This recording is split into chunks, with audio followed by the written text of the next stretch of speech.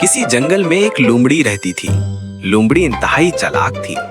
वो शिकार की तलाश में जंगल में घूमा करती थी, लेकिन उसे ज्यादा कामयाबी हासिल ना होती क्योंकि वो बूढ़ी हो चुकी थी। अक्सर उसे भूखा रहना पड़ता। वो जानवरों को धोखा देकर उनका खाना खा जाती। एक दिन लोमड़ी जंगल से गुजर रही थी।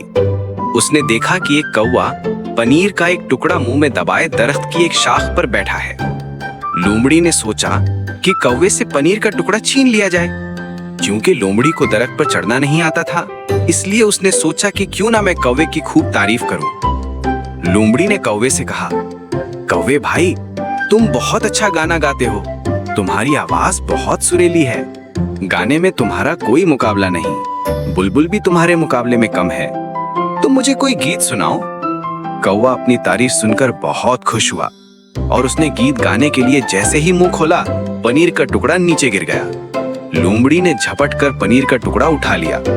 इसीलिए कहते हैं, खुशामद करने वाले लोगों की बातों में नहीं आना चाहिए और झूठी तारीफ सुनकर खुश नहीं होना चाहिए।